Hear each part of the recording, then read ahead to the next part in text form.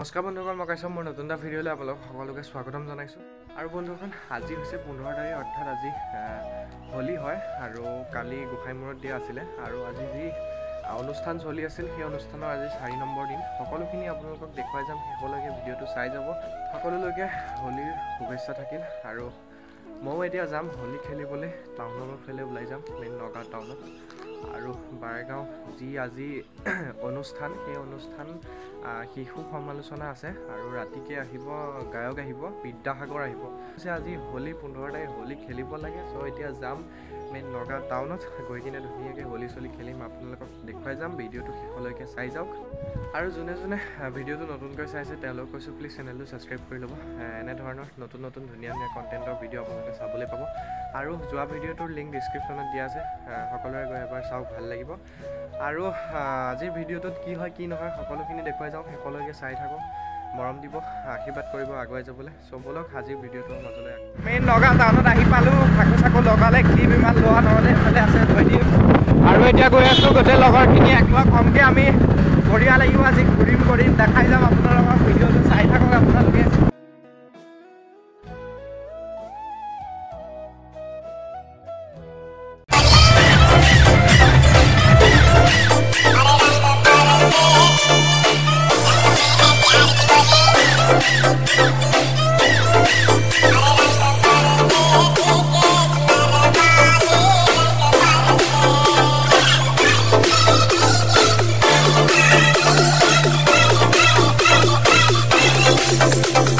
বন্ধুসকল, এতিয়া হোলী চলি খেলি আহিলোঁ আৰু এতিয়া যাম ঘৰত, গা পা ধুই কৰি যাওঁ বাৰেগাঁও মন্দিৰত, যিহেতু তাত প্ৰগ্ৰাম চলি আছে, যাওঁ। আৰু এইফালে আছে হিৰক।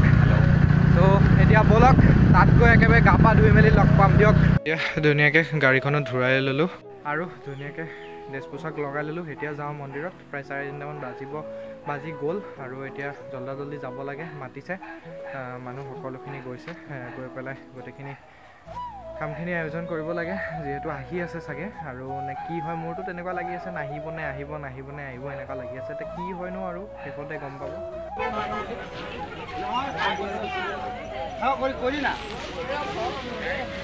এতিয়া CM আহাৰ মানে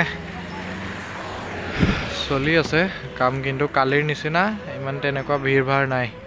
কালি যিটো ভিৰ হৈছিলে আজি সেইটো ভিৰ নাই। এফালে গোটেইখিনি আয়োজন কৰা হৈ গৈছে, আহি পাবহি হ'ল, সাংবাদিকো আহিছে এফালে।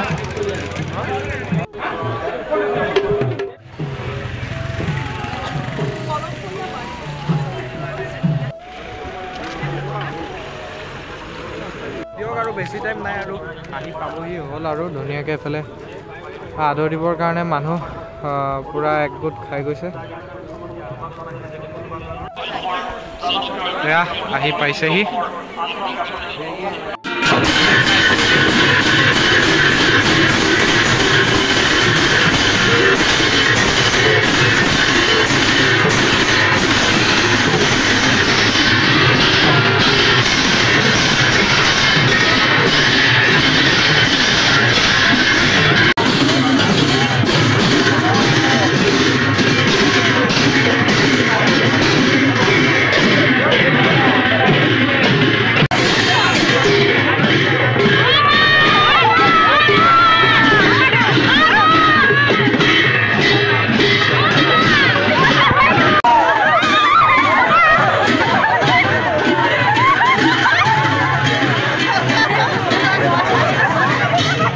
বন্ধুসকল আহি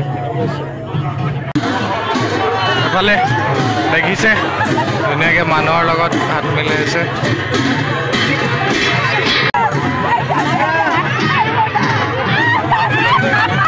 হেপী হোলী, হেপী হোলী।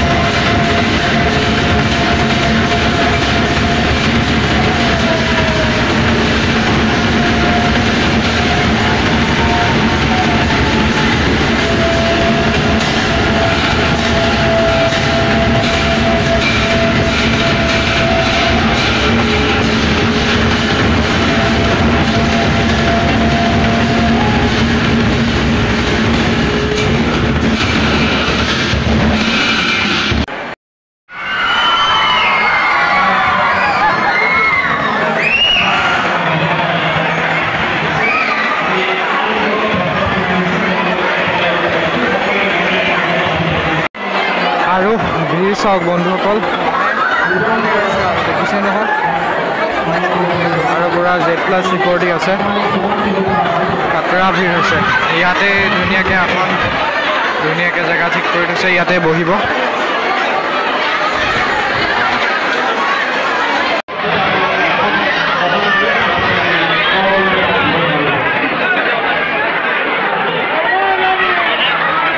মানুহৰ ভিৰ চাওক না, মানে কি ক'ম আৰু একো বুজাব নোৱাৰি। চাওক আপোনালোকে, ইয়াতে এতিয়া বহিছে।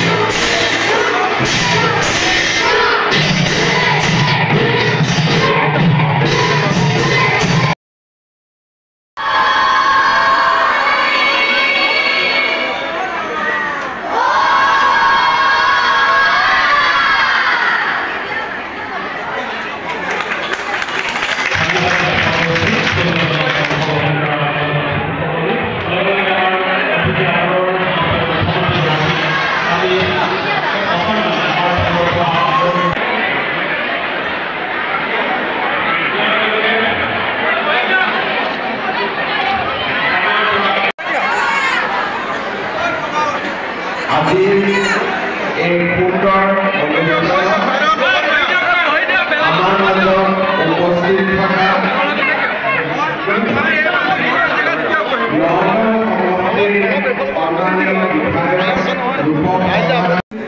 কিন্তু ভাৰতবৰ্ষৰ গৃহমন্ত্ৰী অমিত শ্বাহ ডাঙৰীয়াৰ অসম ভ্ৰমণৰ ব্যস্ততাৰ বাবে মই বৰপেটা বৰদোৱা সত্ৰৰ পৰা আহি আপোনালোকৰ মাজত উপস্থিত হ'ব নোৱাৰিম। সি যি কি নহওক কিয় আজি পুনৰবাৰ আপোনালোকক ইয়াতে লগ পাই সঁচাকৈয়ে মই নিজে আনন্দিত হৈছোঁ আৰু আমাৰ অক্ষয় মন্ত্ৰীৰ ওচৰত ভাগৱতৰ ওচৰত প্ৰণাম জনাই মই নিজে অত্যন্ত পবিত্ৰ অনুভৱ কৰিছোঁ। আমাৰ এই মন্দিৰত যোৱা কেইমাহমান আগতে মই আহিছিলোঁ আৰু আপোনালোকৰ লগত বিধায়ক ৰূপক শৰ্মা আৰু মন্দিৰ সমিতিৰ উদ্যোগত আজি মন্দিৰটোৰ যথেষ্ট পৰিৱৰ্তন হ'ল আৰু সুন্দৰভাৱে নিৰ্মাণ হোৱা এই মন্দিৰটোৱে এইবাৰ মহোৎসৱখনক আৰু অধিক উজ্জ্বল আৰু আধ্যাত্মিকভাৱে মহত্বপূৰ্ণ কৰি গঢ়ি তুলিছে। মই আপোনালোক সবাইকে ধন্যবাদ আৰু অভিনন্দন জনাইছোঁ। মহাপুৰুষ শ্ৰীমন্ত শংকৰদেৱৰ আধ্যাত্মিক নেতৃত্বৰে আজি আমাৰ অসমত এক আধ্যাত্মিক আৰু কৃষ্ণ সংস্কৃতিৰ বিশাল পৰিৱেশ নিৰ্মাণ হৈছে। যোৱা দুদিনত আমি উদযাপন কৰা হোলী উৎসৱে আমাৰ প্ৰতিগৰাকী অসমীয়া মানুহৰ মাজত মিলনৰ সাঁকো নিৰ্মাণ কৰিছে। আজি আমাৰ ৰাজ্য কলমপৰীয়া বাৰময়া সমাজৰ যি মহোৎসৱ তাত এইবাৰ বহু লোকে আনন্দৰে যোগদান কৰিছে আৰু এইবাৰ উৎসৱ অতি সুন্দৰভাৱে পালন কৰা হৈছে। এই মই অত্যন্ত আনন্দিত যে মই আগবঢ়োৱা 50 লাখ টকা খুব সুন্দৰ কৰি ব্যৱহাৰ কৰা হৈছে আৰু মন্দিৰভাগ ভাল কৰি নিৰ্মাণ কৰা হৈছে। সেয়েহে মই ৰূপক শৰ্মা ডাঙৰীয়াক কৈছোঁ যে ইয়াৰ বাকী কাম কাজৰ বাবেও মই আৰু 1 কোটি টকা এই অনুষ্ঠানটো আপোনালোকে আমাৰ বন্ধু অসমৰ ভিতৰতে এটা সুন্দৰ অনুষ্ঠান কৰি নিৰ্মাণ কৰি তুলিব পাৰে। আৰু আশা কৰোঁ যে ৰূপক শৰ্মা ডাঙৰীয়াৰ নেতৃত্বত অহাবাৰ মহোৎসৱৰ আগতে এই টকাৰো ব্যয় কৰা হ'ব আৰু সুন্দৰভাৱে অনুষ্ঠান আপোনালোক সকলোকে আকৌ এবাৰ ধন্যবাদ অভিনন্দন বয়োজ্যেষ্ঠসকলক প্ৰণাম জনাই আৰু সকলোকে মোৰ ফালৰ পৰা হোলী আৰু দৌলৰ বহুত বহুত শুভকামনা জনাই মই মোৰ বক্তব্য সামৰণি মাৰিছোঁ। ধন্যবাদ। জয় হিন্দ। বন্দে মাতৰম।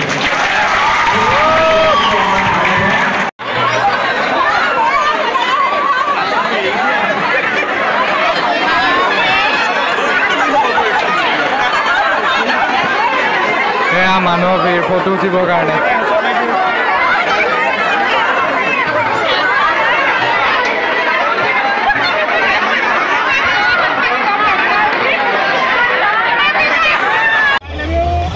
এয়া যাব ওলালে।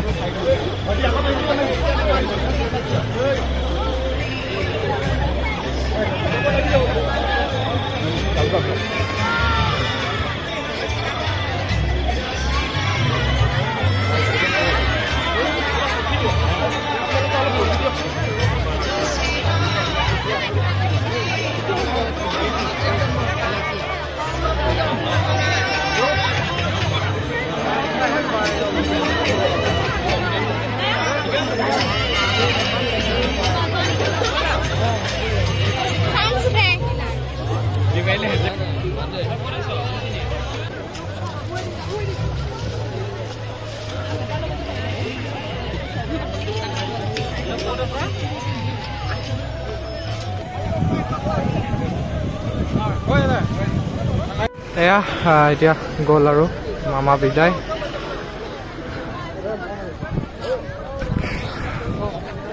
ধুনীয়া লাগিলে একদম আৰু 1 কোটি টকা দি থৈ গৈছে মন্দিৰৰ কাৰণে। অহা বছৰ এনেকুৱা দিনত মন্দিৰ আৰু ধুনীয়াকৈ এইবিলাক কমপ্লিট হৈ যাব। আৰু এতিয়া মামা গ'ল, এতিয়া মন্দিৰৰ মানুহ খালী, মানে ঘৰত গৈছে ৰেষ্ট ল'বলৈ, যিহেতু আকৌ ৰাতিকৈ প্ৰগ্ৰাম আছে বিদ্যাসাগৰ আৰু কোনোবা আহিব, সেইকাৰণে মানুহৰ এতিয়া একেবাৰে নাই, অলপ চলপ আছে, কিনিও এতিয়া ঘৰত যাব ৰেষ্ট ল'ব ধুনীয়াকৈ, ৰাতি আকৌ প্ৰগ্ৰামৰ কাৰণে ৰেডি হৈ আহিব। চ' কেনেকুৱা লাগিলে ভিডিঅ'টো জনাব।